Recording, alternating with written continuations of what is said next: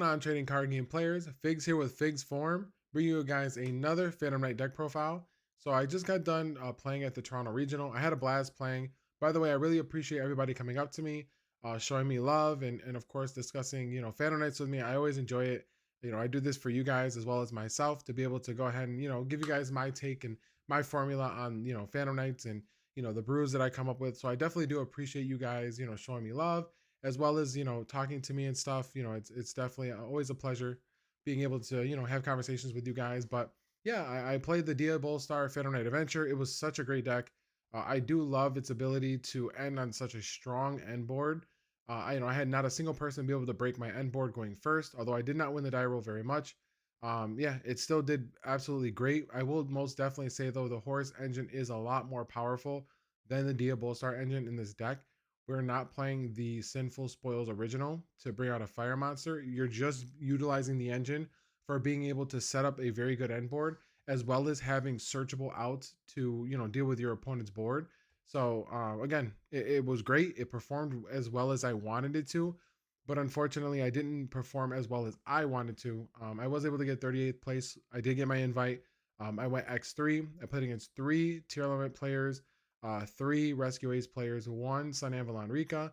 I played against 1 Live Twin Spright, and then I did play against 1 Phantom Knight Horus. Shout out to that guy. It was definitely a really fun match. Unfortunately, again, I didn't do as well as I wanted to. I don't like to lose, but it was definitely a fun day. A lot of competitive players, a lot of very good players at the event. Actually, 2 of the people that I had lost to made it into top 8. So yeah, I mean, it was definitely a stellar day, and I had a lot of fun, and it was fun being able to showcase the deck. Especially the amount of people reading most of the cards in the Diabellestarr engine, because the trap and the spell put in so much work, and they're not heavily played cards at the moment. So a lot of people don't know what they do, and they did a lot. The trap actually at one point negated a droplet for 3, which just annihilated my opponent. But yeah, definitely I had a blast playing the deck. So I wanted to go ahead and showcase you guys the formula again. You guys can jump in the comment section below. Let me know what you guys think. Any changes, transformations that you'd make it for the deck. But yeah, we'll go ahead and get right into it. Alrighty, so as always, we'll go ahead and get into the deck. We'll start out with the Phantom Knight stuff. The main deck is 40 cards. I was able to keep it at 40. And of course, I'll go over any changes that I think I would have made in the event you guys want to go ahead and try this yourself. So slight changes back to sort of the original build, because we're not playing the deck to discard. Obviously, we do have the ability to do so with the Diabellestarr, but we're trying to play kind of like regular Phantom Knights in a sense. So we've got our 3 Torn Scale, 3 Boots, 2 Cloak, 1 Ragged Gloves, 1 Stained Greaves, 2 Fog Blade, and 1 Wing. So kind of back to the generic sense, but we aren't playing as many traps. We are playing the Stained Greaves. We are not playing the Shade Burgundy. We wanted this as an additional extender. I feel like being able to banish Cloak and having access to Stained Greaves came up actually quite often, because a lot of times you may start off with Ancient Cloak and Boots or Torn Scale and Boots. You have the normal special and you have access to Cloak to give you an extra body. So instead of just only having an extra body to float to discard, you kind of wanted to have the extra body to be able to put something on board. So yeah, this helped a lot. Obviously, this is a great extender for being able to go from Cherubini into Bardiche, as well as giving us an additional level 3 to use with Torn Scales for our Breaksword to pop. So this is the lineup that I played for the Phantom Knight cards. I wouldn't change this, especially with the Diabellestarr engine. I felt like this was great. It gave me the accessibility to what I needed for the Phantom Knight engine. Then we'll get into the adventure line. We have the 3 Water Enchantress, 1 Griffin, 2 Right, 1 Faithful, 1 Dracoback.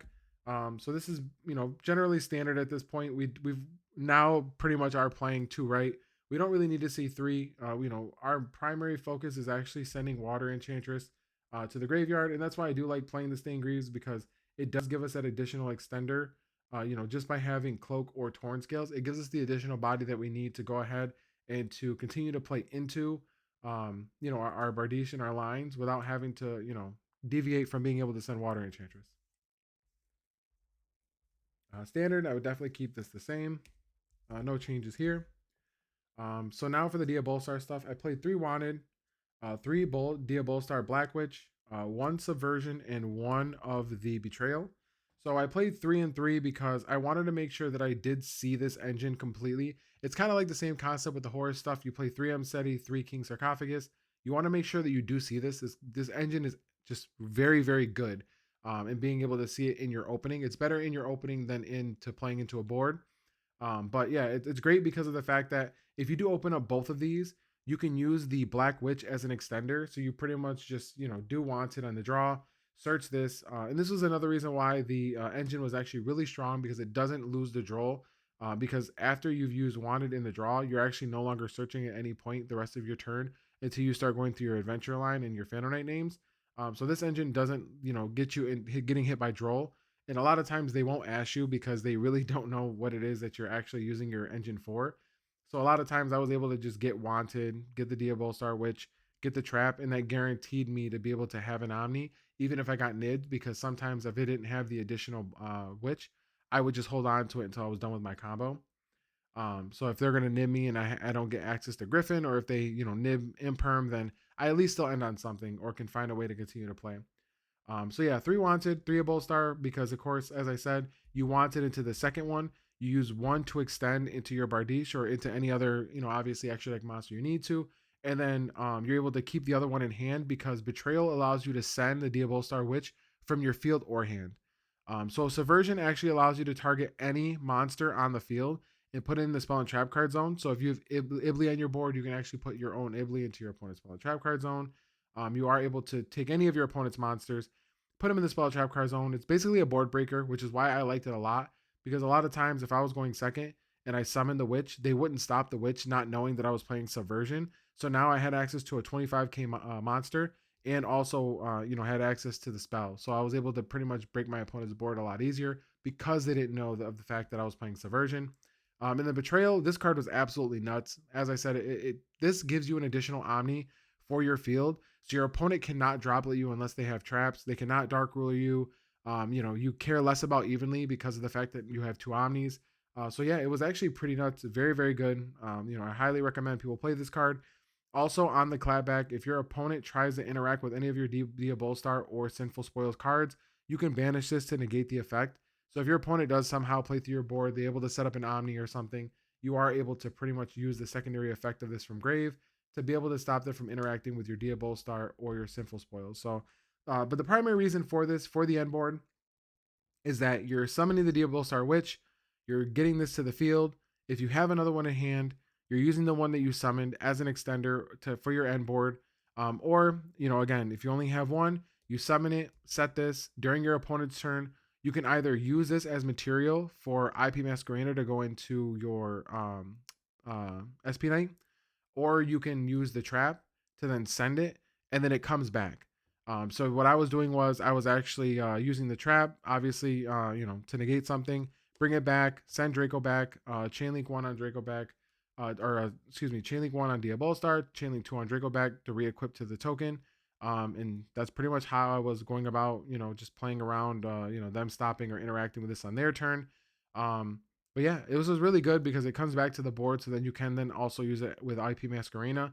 And then when I bring it back, I normally just set another copy of Wanted. Or if I notice like some part down the line, they were trying to break my board and they had stuff on their field, and I knew I had to deal with it, I would just grab this because you already had this engraved. So this would shuffle back this or this. So yeah, this is really great. And it also gives you the ability to draw an extra card without being able to really get ashed. Because like Mseti gets ashed and then you don't get the draw. Whereas this is you get the witch, play your cards, and then you're able to pretty much primarily get a draw. So yeah, I like the engine a lot. I thought it was very solid. I wouldn't have changed anything with that either. I think the ratios are really good.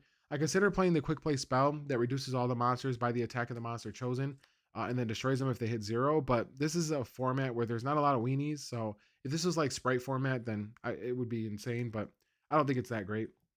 So 1 Rhoda, 1 Foolish, 3 Fenrir because we wanted to have access to, an additional way of breaking boards, as well as setting up our own board. Fenrir is really strong right now.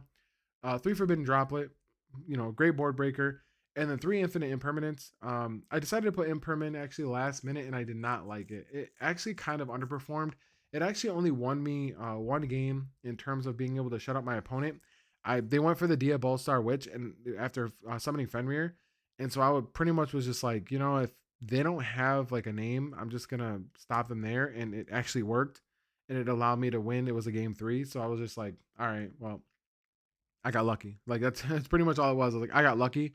Otherwise, I tried so many times to hit my opponent's turbulence with this, and it just never worked the way I wanted it to. Also, opening it in your opening hand, it wasn't that great. Talents was just so much better. I think this should have been actually 2 talents and 1 harpies, or 2 talents and some other board breaking card. I wouldn't play 3 talents. I'm not a fan of playing that many talents because you want to see it, but you don't want to like see multiple copies. But yeah, I think this definitely would have been talents in any situation where I open this card in my opening hand, playing into a board or going first. If this was talents, it would have been utterly insane. I lost to Ash Nib twice because of the fact that like I would do water enchanters, they'd Ash, and then if I had this, and if this would have been talents, I would have stopped the Nib. So like it definitely made a huge difference. I think this was the incorrect call, at least for this deck. Don't get me wrong, this is a very strong card when you pair it with other hand traps. That's the problem, is that I'm not playing multiple hand traps. So because I'm not playing multiple hand traps, this card underperformed for me. So I definitely think this should have been talents. I just didn't want to put myself in a position where I was just allowing my opponent to play. I wanted to have something in this deck because, again, it doesn't have the best board breaking potential, but I think talents just would have been better. So yeah, I would definitely replace this with talents, 2 talents and 1 of anything else. Maybe put the call by in or something else, but definitely a board breaker and 2 talents. So that's it for the main deck. As I said, 40 cards. Very consistent, honestly. Yeah, that's the thing. One thing I do like about this build as well. It's very consistent. It's not. It doesn't require you to pitch a lot of cards. It's not like the Horus engine where you're just dumping a bunch of cards from your hand, dump a bunch of names. It did exactly what it needed to do for the face value of the cards, and it was just absolutely great. When I say that, it probably gave me one of the best end boards that I've ever had. Again, inherently, like the way the cards play and the amount of value that you get for setting up your board with the Diabellestarr stuff was just absolutely good, like just absolutely insane. So let's go ahead and get into the extra deck. 1 Cherubini, 1 IP Masquerena, 1 SP, 1 Dark Charmer, 1 Bardiche, 1 Unicorn, 1 Access Code. I wanted to have access to as much as I needed to, and since we're not playing Horus, these basically got slotted back in for the level or for the rank 8s. Then we've got 2 Break Sword, 1 Evil Swarm Nightmare, 1 Raider's Knight, 1 Arc Rebellion. I did play 1 Draco Sack. I did not make it a single time at the event. I did make it a lot in testing because there were times where I would go like Fenrir, Diabellestarr, not see a single Phantom Knight name, and then I would still be able to climb into Bardiche and do some other stuff. So this is why this was also in here, because you could also destroy a card. Like I can overlay 2 level 8s and be able to get rid of like a Tikaboo or something. But yeah, generally this didn't come up. I wouldn't play it again. Typhon, actually, I did not make this a single time as well. It didn't do much for me in the situations that I seen I could have summoned it. So I didn't even bother just trying to summon it because, again, it just wasn't going to perform the way that I wanted it to. So I don't know. I don't know if I'd keep it in it with the Horus stuff. I mean, it's a free body, but again, it has not been coming up as often as I wanted it to. It is a very good card, don't get me wrong. I would not downplay this card in the slightest. But unfortunately for me, it just did not come up as much as I wanted it to.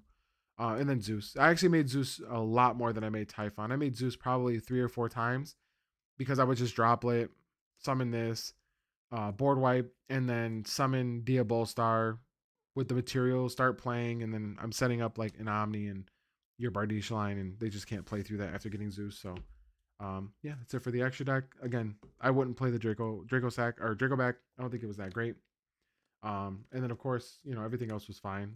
Typhon, like I said, if you like it, you like it. If you don't, it comes up or it doesn't. Side deck, 1 Pink, 1 Callbind. So I wanted to have the option of just being able to have a good inherent, just summon, deal with stuff card. It's good. This card's actually really good against Rescue Ace as well because it removes itself from the field. And the decks that were playing Fenrir or other cards like that, you're just able to have the inherent outs to them. So this just runs over Fenrir and then pops something. Call by, we wanted to have a card for going first, so we wanted to make sure that we had some kind of protection. Harpy's Feather Duster, 2 Cyclones for obviously the unexpected back row decks. 3 Droll, because it's Droll. 3 DD Crow. This is probably one of the least cited cards. I set it in against Tier, but never saw it. And then against everything else, like, I just never came up. It's good against graveyard decks and the mirror. I set it against the mirror and bricked on it game 2. But yeah, I mean, I would want to have something in the deck for graveyard. I just don't think Bestios are really great in the deck. So, and I like DD Crow because it generically hits a lot of things. But yeah, I think DD Crow was still good. Evenly, I love this card. I never seen it a single time against Rescue Ace, unfortunately.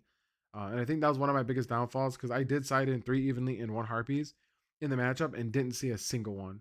So I don't know if I need to maybe swap these out for lightning storms to have more options to be able to deal with the set 4, because that's really what the problem was, is that I had no out to the set 4. So I feel like if I had something that had more removal, I'd have been fine. But never saw evenly, never saw harpies. So, and then I did play the submersive carrier for time. It actually won me 1 game against tier. Um, you know, just tried to, my opponent tried to stop me from getting to my lines, and I had a name banished, had 2 level 3s, and yeah, was able to kill my opponent that turn. So side deck, like I said, there's a couple flex spots, but I think it's more primarily just, contingent on what you think you need. But I believe evenly is probably one of the best cards in the format right now for dealing with most end board decks. It's just, you got to see it, which is kind of annoying. Same thing with harpies. Harpies is a lot, especially against rescue ace, but again, you got to see it, which is very annoying. But yeah, that was the deck. So I wanted to go ahead and showcase that for you guys because again, I had a blast playing the deck. It actually performed very, very well. In terms of what I wanted it to do. And in testing, it was great. I think it actually has a way better end board than Horus, but it does lack in the department of dealing with your opponent's board. So going second, it's not the best deck. Going first, it is very insane. Again, it's just much easier to play the deck.